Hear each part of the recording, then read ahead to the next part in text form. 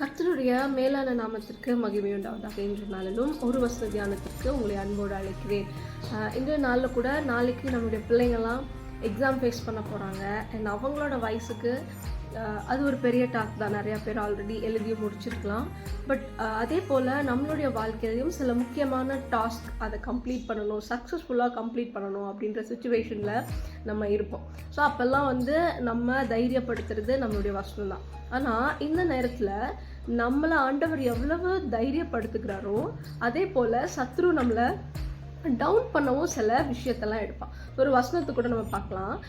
ஆதியாகமம் 3வது அதிகாரம். நமக்கு நல்லா தெரியும், ஆண்டவர் ஏதேன் தோட்டத்தை உருவாக்கி ஆதாம் ஏவாளெல்லாம் அவங்களுக்கு நிறைய சாப்பிட கொடுத்து அந்த தோட்டத்தையே அவங்களுக்கு சொந்தமாக எல்லாத்தையும் ஆண்டு கொள்ளும்படியாக ஆண்டவர் அதிகாரம் கொடுத்தார். ஏன்னா அது மட்டும் இல்லாமல் அவர் என்ன சொன்னார், நீங்கள் எல்லாத்தையுமே சாப்பிட்டுக்கலாம், ஆனால் ஜீவ விருட்சத்தின் கனியை சாப்பிட வேணான்னு சொன்னார். ஸோ இதை தெரிஞ்சுக்கிட்ட சத்ரு அவன் என்ன பண்ணுறான், சாத்தான் அவங்க கிட்ட கேட்குறான், அப்ரோச் பண்ணுறான். எப்படி அப்ரோச் பண்ணுறான் அப்படின்னா, ஆதியாகமம் 3வது அதிகாரம் 1வது வசனத்தில், தேவனாகிய கர்த்தர் உண்டாக்கின சகல காட்டு ஜீவன்களை பார்க்கிலும் சர்ப்பமானது தந்திரம் உள்ளது.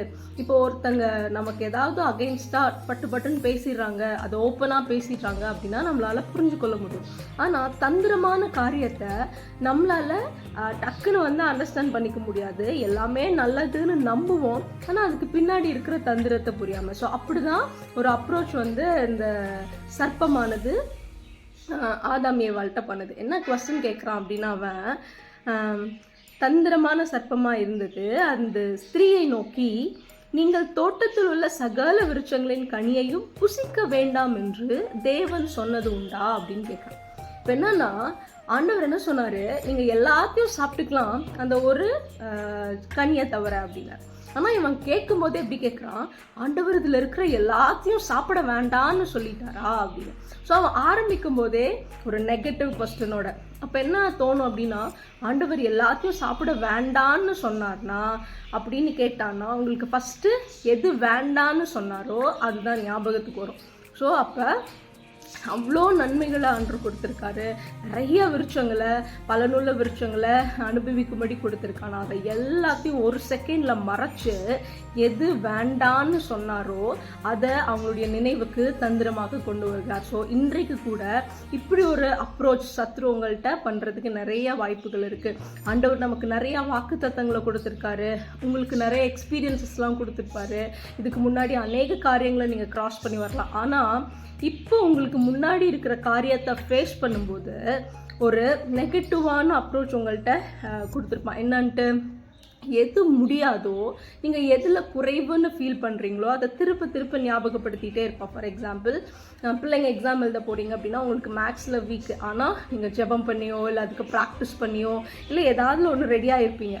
ஆனால் அவன் திரும்ப நான் மேக்ஸில் வீக்குன்றத அந்த நெகட்டிவான விஷயத்த உங்களுடைய இருதயத்தில் செலுத்திக்கிட்டே இருப்பான்.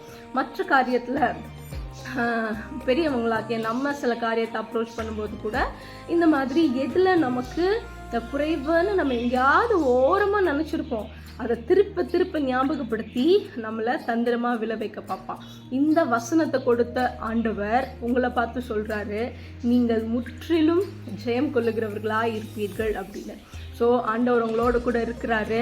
சத்ரு தருக்கிற எல்லா நெகட்டிவ் வைப்பையும் எல்லா நெகட்டிவ் அப்ரோச்சையும் நம்ம மைண்டே பண்ணிக்காம, என்னை அழைத்தவர் உண்மையுள்ளவர், யுத்தம் அவருடையது, நான் ஆண்டவரை நம்பி போகிறேன், எனக்கு ஜெயம் கர்த்தர் கொடுப்பார் அப்படின்னு சொல்லி உங்களோட எக்ஸாம் ஆகட்டும், உங்களுடைய வாழ்க்கையில் நீங்கள் ஃபேஸ் பண்ணுற எந்த ஒரு காரியத்தை ஆகட்டும், இந்த நெகட்டிவ் தாட்டெல்லாம் ஓரத்தில் வச்சுட்டு ஆண்டவர் நமக்கு செய்த எல்லா நன்மைகளையும் நினைத்து இந்த காரியத்தையும் விசுவாசத்தோடு அப்ரோச் பண்ணுங்கள்.